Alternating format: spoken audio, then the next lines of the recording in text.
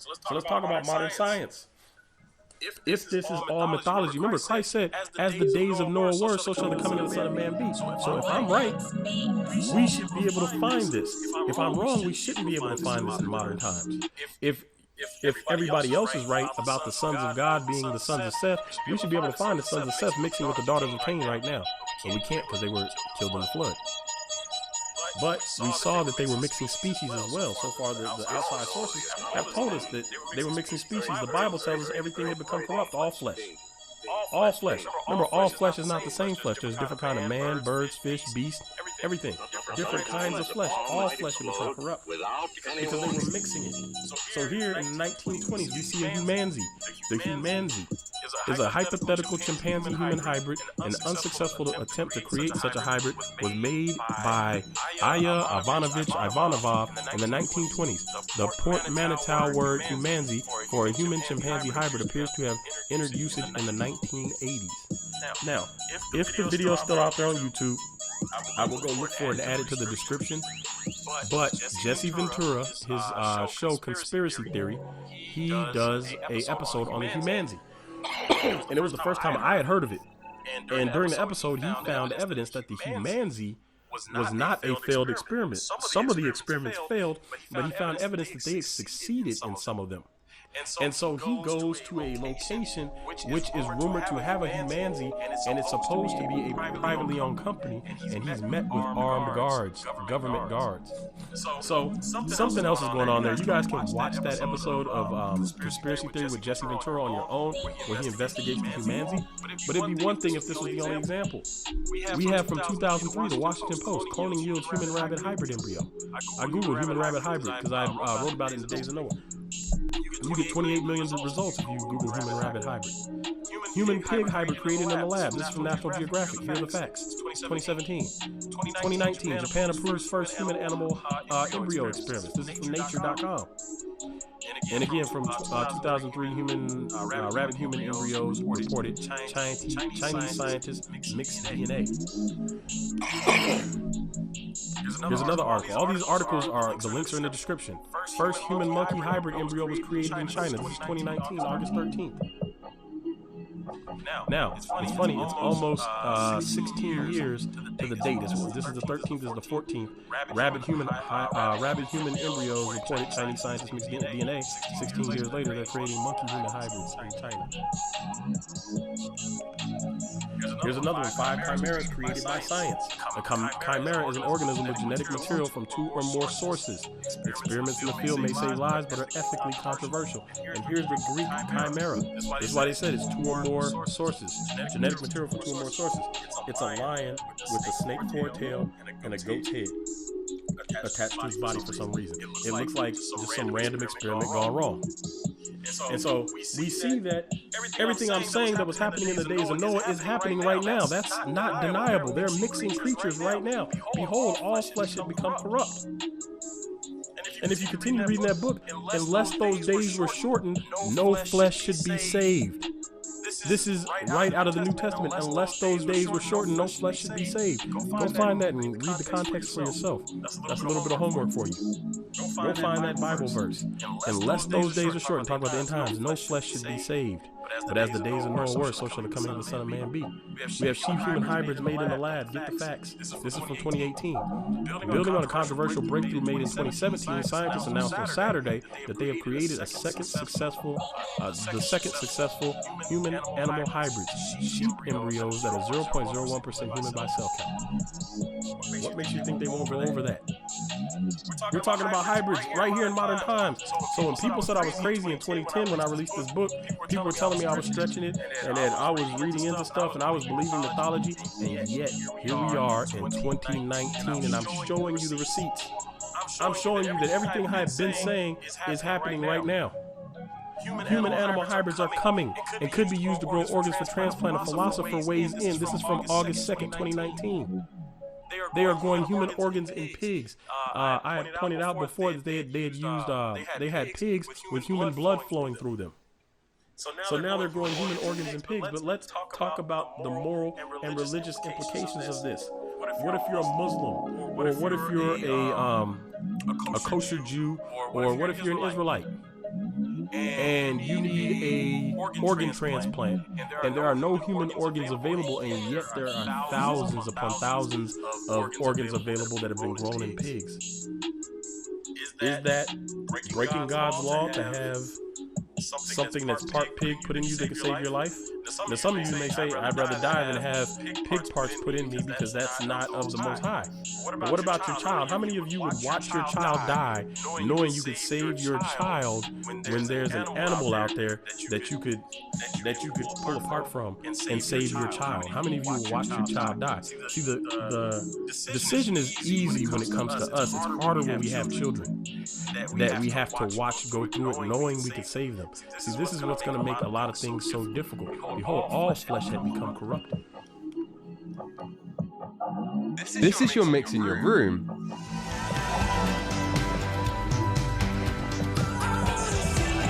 January 14th, 2020. Now, this is just a few days ago. January 14th, 2020, meet the Xenobot, world's first living self-healing robots created from frog stem cells. What do you think they're going to use those for? I have no clue what they're going to use those for. However, we see what's happening right now. So let me point this out. This is from a wiki about parahumans. Parahuman is not a word that's used a lot, but I do want to read you some of this. Parahumans, it says human-animal hybrids. Parahumans are also referred to as human-animal hybrids. The term parahuman is not used in scientific publications. The term is sometimes used to sensationalize research that involves mixing biological materials from humans and other species. It was used in a National Geographic article to describe an experiment in 2003 during which Chinese scientists at the Shanghai Second Medical University successfully fused human cells with rabbit eggs. Now, when we come down to the rationale part, there's something interesting mentioned in the rationale, and you should go research this. The difference between a germline parahuman and a somatic parahuman. It's going to give you a little bit here, but there's a difference between germline parahumans and somatic parahumans. Right here. We're going to come down to the second paragraph. If parahumans are created using germline engineering, they breed true and are different enough from ordinary humans to be unable to breed with them, so they say. This would qualify them as being a distinct species. They're talking about creating a whole new species of human-animal hybrids. Again, as the days of Noah were, what happened? All flesh had become corrupted. Noah was the only one that was just and pure. He was the only one untainted. Him and his family. Parahumans created using only somatic genetic engineering would have normal children. So now they can mix people with animals and they can reproduce. Another key difference is that germline parahumans will most likely be modified before birth, while a somatic parahuman could be an adult human who chooses to be modified. The latter is sometimes seen as more ethical because the changes are made with informed consent. A counter-argument is that no harm is done to a person born with modified genes because the person had no control over their genetics in the first place. So they're talking about creating a whole new species and mixing up mankind with animals.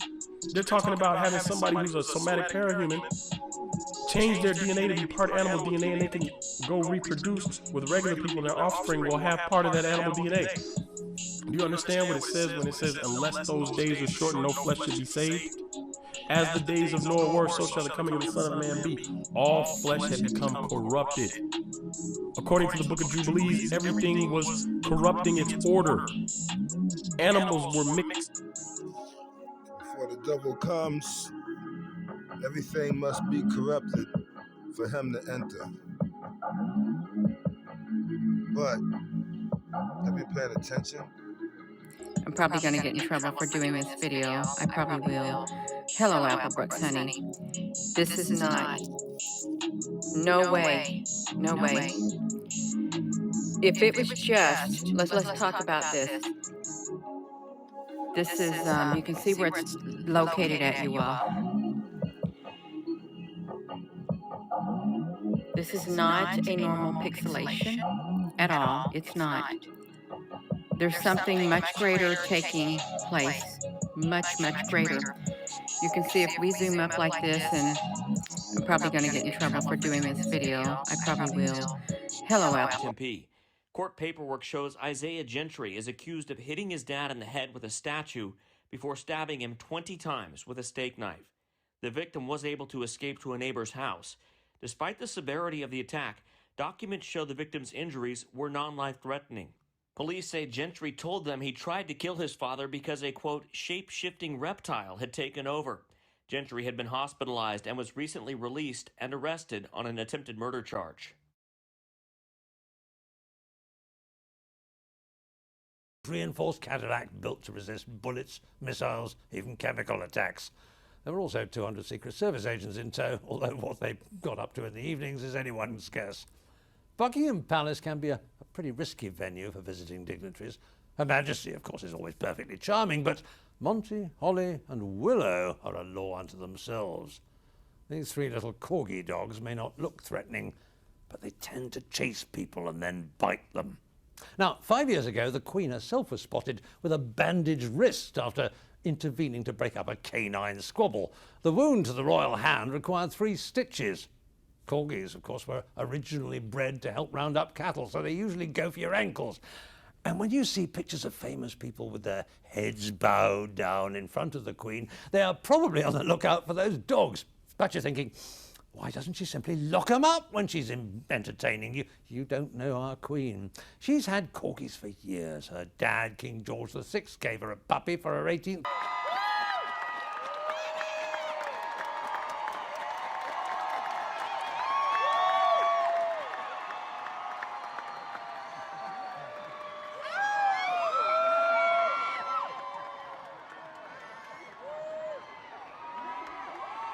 Make even more noise for my band.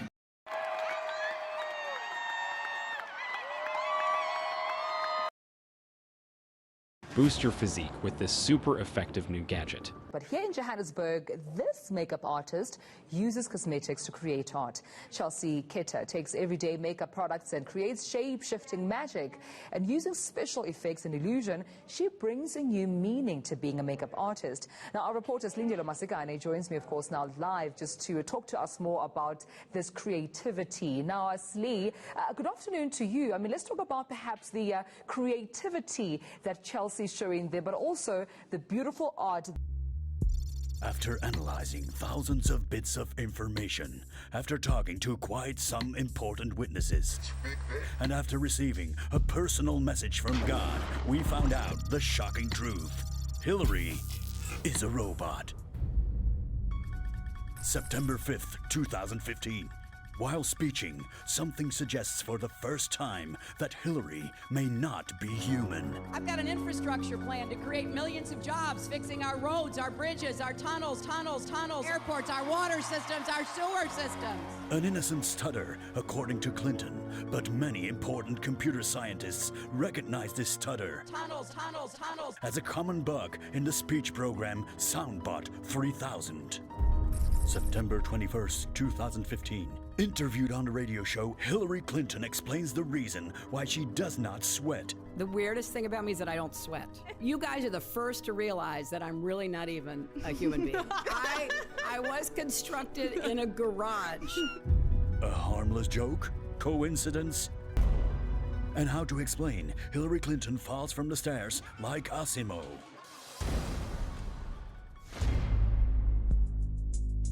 October 12th, 2015. Hillary speaks at a rally where attentive listeners capture a strange sound. Pay women equal pay for the work we do. Highly professional engineers remove the ambient sounds from the footage with a shocking result. Pay women equal pay for the work we do. These sounds are heard again and again on several occasions.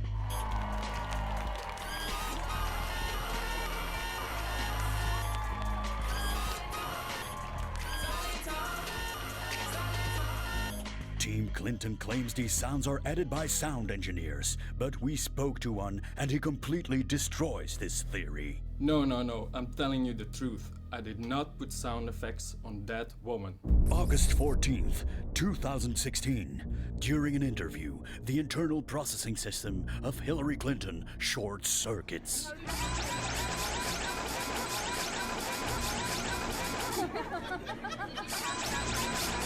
It is clear now to everyone that Hillary is a robot.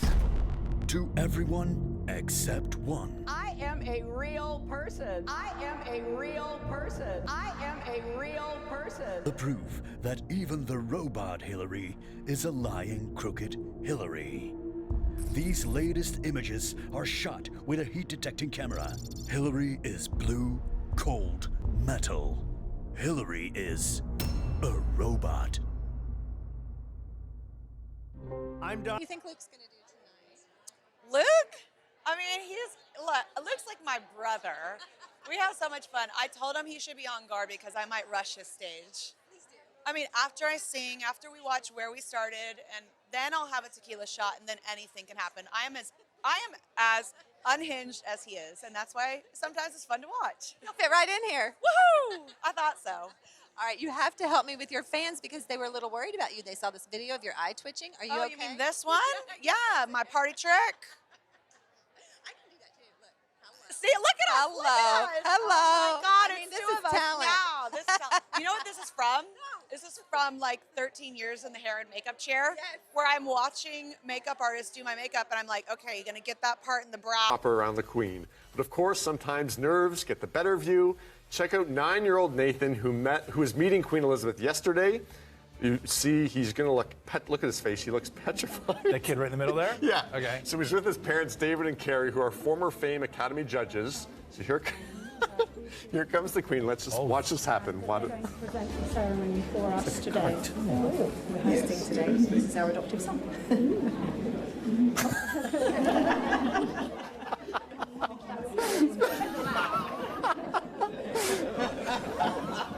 Back with Lady Gaga. The movie's about a lot of things. It's a love story. It's about creativity, but it also ends up being about fame and an artist's relationship to the audience. You have a very intimate... And substance abuse. And substance abuse, and about addiction and what that can do, and your attempt to save somebody who has a substance addiction. Do you ever feel that you need to be authentic with your audience, but do you ever feel like you have to save something of your own self for fear that you'll lose yourself in their expectations of you? Well, I've felt that way for a long time. And then I see my big face on that movie screen with no makeup on and my natural hair color, and I'm like, oh, I just gave it away. I mean, you know, I have always liked shapeshift. Right. Well, that's what I wanted to ask you, is that what did it feel like to be so stripped down? It's just you. Huge close-ups, no makeup, as you said, your own natural hair. When so many people have got to know you from elaborate costumes that could border on masks or even armor. Right. So what's it like did it ever feel like armor to you? A protection from the public? Yeah, I think in my own way, absolutely. I mean, I'm sort of like, I always am like wondering, like, who am I, you know? Sort of an enigma to myself. That's the name of my show in Las Vegas for the residency I'm doing. It's called Enigma. You're doing two shows, right? You're doing Enigma, and then Enigma, and then a jazz and piano night as well. When does that start? That starts in December. Late December. Could I get a ticket? Yeah. But you know, the thing is that, you know, me without makeup and me with my natural hair, that's not actually me. Like, this is me. You know, so that's Allie. Oh. To speak French to grasp the family's astonishment. C'est quoi? On le voit. Hey, c'était vraiment nice. C'est un vaisseau. On le voit? Oh, The family grows increasingly certain they've spotted something extraordinary. And check this out. At moments, it looks like this thing is flaming, something we've never seen before. Is it a craft burning off fuel as it ascends into space? Journalist MJ Banias, a Canadian himself, says his homeland does a thorough job of recording such incidents. Canada has a significant UFO history. We're one of the few countries that actually logs and collects UFO data on a yearly basis and then publishes the results of those findings. There are more sightings of UFOs over Quebec than in any other Canadian province. Whatever this thing is, it's not making any noise, and it's not clear how it stays aloft. The object is quite curious to me because it seems